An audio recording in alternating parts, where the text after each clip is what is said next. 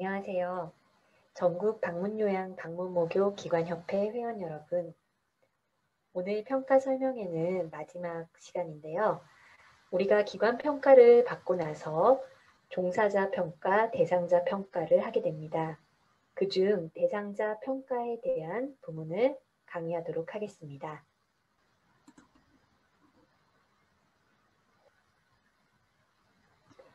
금일 강의 진행 순서는 방문요양 평가 중에 기관 평가 이후 수급자 평가 준비 방법에 대해서 공부하도록 하겠습니다.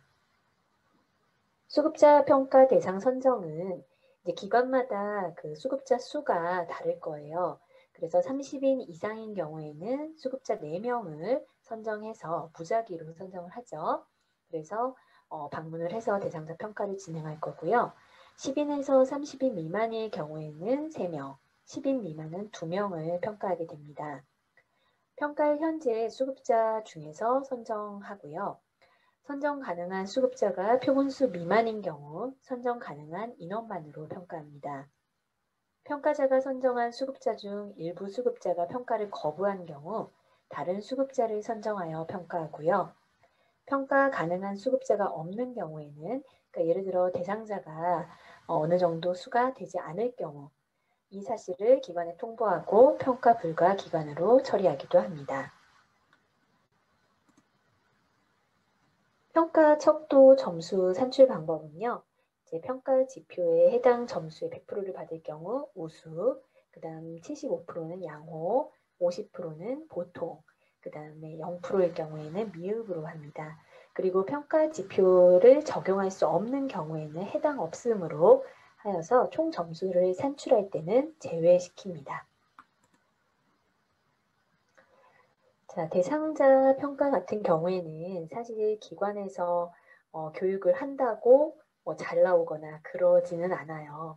그러니까 어떻게 보면 평상시 이제 기관에서 대상자를 어떻게 관리를 하였느냐가 그대로 반영되는 결과로 나타나게 되는데요.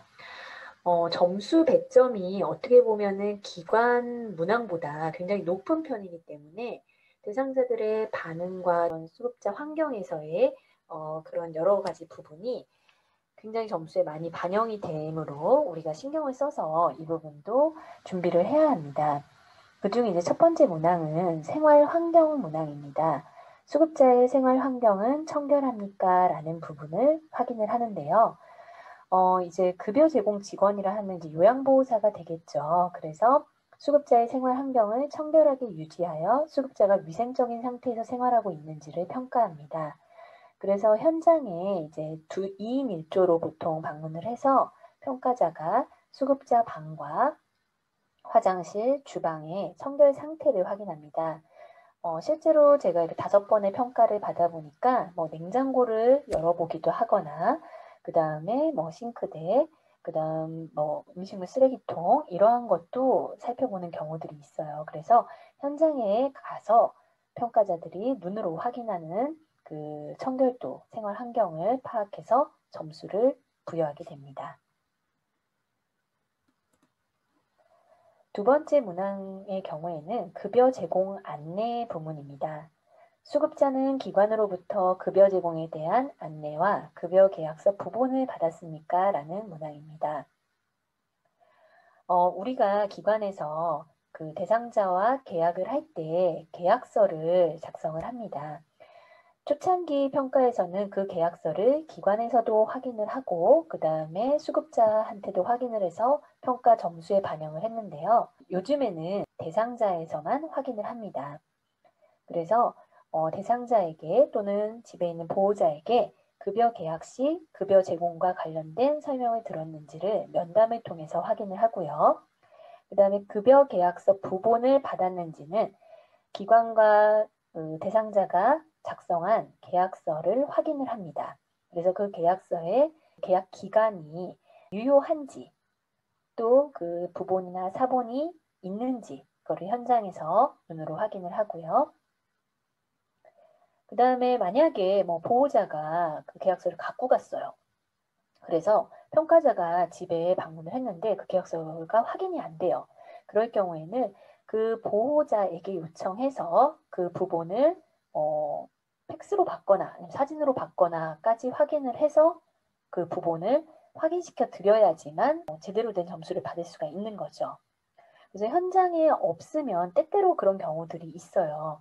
그럴 경우에는 확인을 하고 그 다음에 그 보호자에게 공단의 평가자에게 연락을 해서 바로 그 당일에 확인되는 것만 점수화해 줍니다. 그 다음에 이제 급여 제공 범위에 대해 안내를 받았는가는 이제 받으신 서비스에 대해서 안내를 받았는지, 또 직원 대우에 관한 안내를 받았는지, 요양보호사 소개를 받았는지 등 그러한 내용들을 면담을 통해서 확인을 합니다. 여기서 좀 주의해야 될 점은 3번과 4번에서 누구한테 급여 제공 범위에 대해 안내를 받았습니까? 또 직원 대우에 관한 안내를 받았습니까를 묻습니다. 그럴 경우 이제 그 대상자나 보호자께서 기관의 시설장으로부터 안내를 받았다라고 얘기를 하셔야지만 우수를 받을 수가 있습니다. 그리고 수급자나 보호자와 직접 대면하지 않고 유선이나 우편물로 안내하는 것은 불인정하고 있습니다.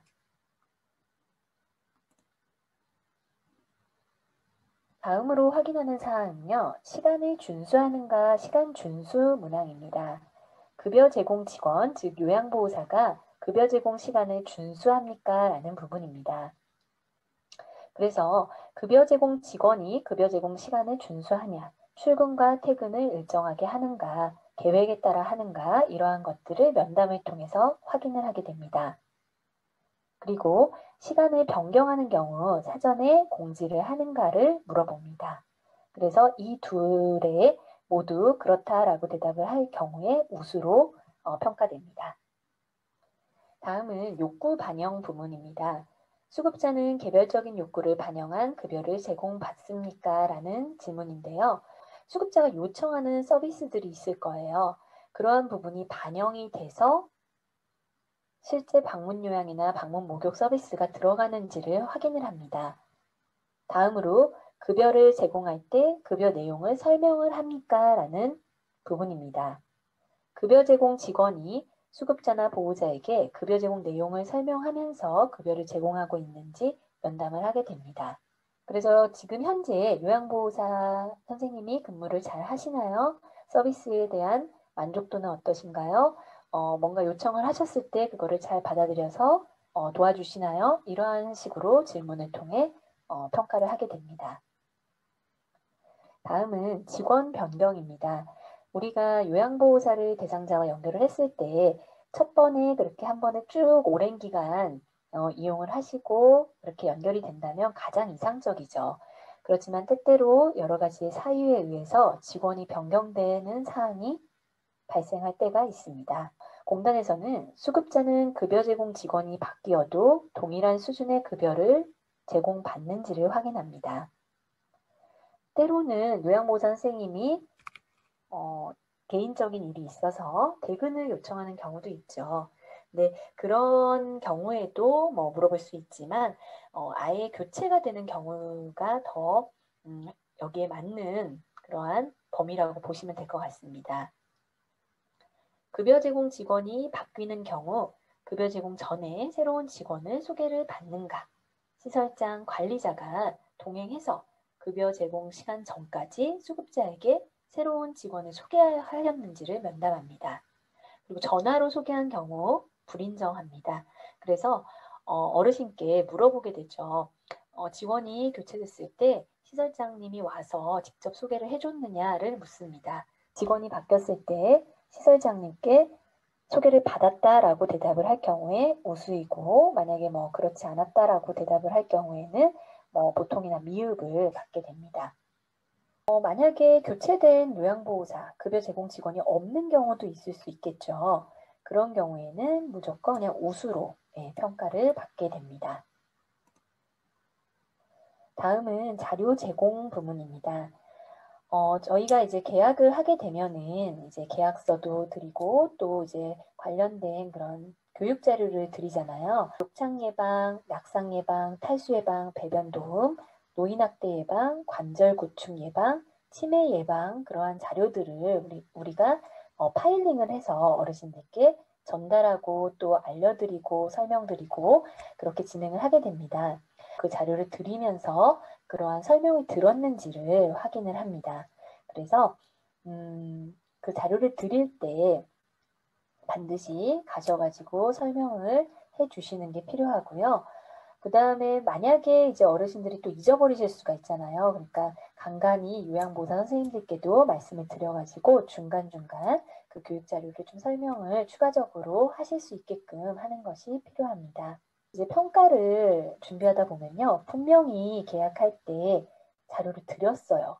근데 그 자료가 없어요. 평가 해당 그 연도에. 그럴 경우에는 어떻게 해야 될까요? 다시 만들어서 또 드려야 되겠죠. 그래서 어느 집을 방문을 할지 모르기 때문에 반드시 평가 해당 연도에는 모든 우리 기관에서 관리하는 수급자 댁에 이 자료 제공이 되어 있는지를 반드시 확인하셔야 됩니다. 그러면 일일이 전화하는 것도 일이죠. 그렇기 때문에 사회복지사가 방문을 할 때 직접 눈으로 확인을 하게끔 하신다면 아무래도 금방 어느 집이 지금 자료가 비치가 안 돼 있는지 또 때로는 가족들이 또 보호자가 자기네 집으로 갖고 가는 경우가 있어요. 근데 무조건 이 대상자 평가에서 중요한 부분은 현장, 그 수급자 대상자 어르신들에게 자료가 있느냐가 가장 중요합니다. 그래서 평가 기간에 만약에 가족분이 갖고 가셨다면 그거를 또 다시 갖고 오실 수 있게끔 요청을 드리거나 아니면 기관에서 새롭게 만들어서 다시 드리거나 하는 방법으로 평가를 준비하셔야 합니다. 다음은 기능 회복 훈련 부문입니다. 기관이 수급자의 신체 기능 유지, 향상을 위한 급여를 제공하는지를 평가합니다. 그래서 기본 동작 훈련을 제공받는지 또 일상생활 동작 훈련을 제공받는지 그래서 이러한 기본 동작 훈련에는 체위 변경, 일어나기, 앉아있기, 일어서기, 서있기, 휠체어 조작, 보장구 장착 등 이러한 부분을 도움을 받고 있는지 예. 그래서 대상자마다 그러한 필요로 하는 그 기본 동작이 다르겠죠. 그래서 거기에 적절한 거를 물어보고 그 서비스가 급여가 제공되고 있는지를 확인하게 됩니다. 일상생활 동작 훈련 같은 경우에는 식사, 배설, 옷 갈아입히기, 몸단장 등의 훈련들이 제공이 되고 있는지 일반적으로 이제 가사 서비스가 해당이 될 수 있겠죠. 그래서 그런 서비스들도 직접 면담을 통해서 확인을 하게 됩니다. 그러면 만약에 수급자가 대답을 못하게 되는 상황이 있을 수도 있잖아요. 1, 2등급일 수도 있고, 말씀을 못하실 만한 그런 컨디션일 수도 있고, 그럴 경우에는 보호자나 면담이 가능한 사람에게 면담을 하고요. 측정이 안 되는 거는 Y로 평가해서 우수를 주게끔 그렇게 점수 배정을 하고 있습니다. 그래서 주로 제가 이제 평가를 해보니까 1, 2등급 어르신 댁에는 방문을 조금 안 해요. 근데 100% 그런 건 아니에요. 이게 면담이 가능하고 현장 관찰로 평가를 대상자 수급자 부문을 하기 때문에 어느 정도 면담이 가능해야 점수를 매길 수가 있잖아요. 그렇기 때문에 제가 이제 한 5번의 평가를 받아보니까 주로 3등급, 4등급, 5등급 어르신들한테 저희 기관 같은 경우에는 방문을 하셔갖고 평가를 하더라고요. 그래서 그런 것도 하나의 팁으로 제가 드릴 테니까 그렇다고 반드시 1, 2등급을 평가 준비를 하지 않으시면은 그건 안 됩니다. 자, 다음으로 노인 인권 보호 부문입니다. 급여 제공 직원이 급여를 제공할 때 수급자의 상태나 환경을 고려하여 안전사고가 발생하지 않고 수급자의 인격과 권리를 존중하면서 급여를 제공하는지를 평가합니다. 그래서 우리 집에서 어르신이 이동을 할 때 화장실을 가실 수도 있고 그 다음에 방에서 방으로 이동을 하실 수도 있고요. 그럴 때 수급자에게 상처나 골절 같은 거, 낙상 예방 그러한 것들을 잘 하고 있는지를 물어봅니다. 그러니까 이동 시 부축을 잘 해주냐, 또 체위 변경이 필요하신 어르신 같은 경우에는 시간마다 규칙적인 시간마다 체위 변경을 잘 해주느냐라는 것을 묻게 됩니다. 그 다음에 신체 부위 등에 상처를 입힌 적이 없는가? 이거는 직접 가서 눈에 보이는 신체 상황을 관찰하게 됩니다. 근데 전날 하필 어르신이 침대에서 낙상하셔갖고요. 예를 들어 눈 주변이 멍이 드셨어요. 그러면 평가자들이 와서 봤을 때는 멍이 있잖아요. 그러면 그거에 대한 설명을 반드시 하셔야 되겠죠. 그래서 일단 눈에 보이는 부분만 관찰해서 신체 부위 등의 상처를 확인을 해서 점수를 부여합니다. 다음으로 직원으로부터 학대 및 부당한 대우를 받은 사실이 있는가를 묻게 되는 거죠. 그래서 이 직원이라 함은 우리가 기관에서 오는 사회복지사도 해당이 되고요. 요양보호사도 해당이 되겠죠. 이러한 직원들에게 혹시 학대나 부당한 대우가 있었는지를 면담을 통해서 측정을 하게 됩니다. 다음은 신체 청결 상태 부문이에요.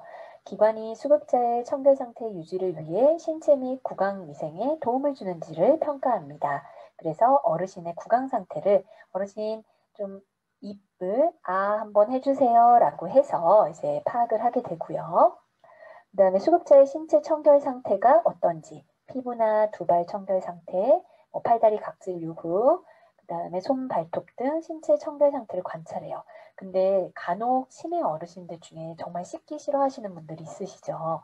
그럴 경우에는 아무리 얘기를 해도 안 씻으려고 하셔요.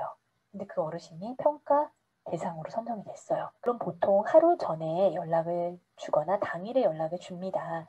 그런데 그 어르신이 만약에 선정이 됐을 경우에는 반드시 그 어르신에 대한 설명을 요양보호사가 할 수 있게끔 해야죠. 그렇지 않고 만약에 평가자가 그런 사항을 모르고 이분을 평가하게 된다면은 이 부분에서 감점이 있을 수 있기 때문에 반드시 이 부분은 특별한 사유가 있을 경우에는 요양보호사가 얘기를 하게끔 함이 필요합니다. 그 다음에 이제 마지막 대상자 평가 문항으로요. 서비스 만족도 조사를 유선으로 공단에서 합니다. 그래서 이거는 이제 공단에서 전화로 보호자나 대상자에게 기관이 장기요양 제도나 서비스 내용에 대해 안내를 잘하는지, 그 다음에 기관이 기와의 요구사항을 해결하기 위해서 노력을 하는지, 그 다음에 직원이 예의를 갖추고 친절하게 서비스를 제공하는지, 기관이 본인 부담금 납부에 대해서 안내를 잘 하는지, 기관에서 제공하는 서비스 내용에 대해서 만족하는지를 전화를 통해서 직접 조사를 하게 됩니다. 자, 대상자 부문에 대해서는 이렇게 정리를 해드렸고요. 아무래도 기관 평가, 대상자 평가, 그다음 종사자 평가가 다 합산이 돼서 방문 요양기관, 방문 목욕기관의 평가 점수가 총점이 나오게 됩니다. 그렇기 때문에 사실 어느 분야 하나라도 놓칠 수가 없고 잘 챙기셔야 되는 부분이에요. 그렇지만 대상자 부문 같은 경우에는 우리가 교육을 한다고 사실 되는 부분은 아니에요. 그렇기 때문에 평상시 어르신들과 관계, 그 다음에 평상시 서비스 제공에 있어서 평가 매뉴얼에 맞게끔 질 높은 서비스를 제공을 하고자 노력을 하신다면 아마 대상자나 보호자의 응답도 또 만족도도 높게 나타나지 않을까 싶어요. 그러한 모든 것들이 잘 다 합쳐졌을 때 좋은 평가 결과를 도출할 수 있지 않을까 생각이 듭니다. 자, 긴 시간 동안 평가 설명회를 진행을 했어요. 많은 도움이 되셨으면 좋겠고요. 우리 전지현 회원분들이 이 영상들을 통해서 준비하셔서 꼭 그 2022년, 23년 평가에는 최우수 기간을 받으셨으면 합니다. 그럼 이상으로 평가 설명회를 마치도록 하겠습니다. 저는 김고은이었습니다. 감사합니다.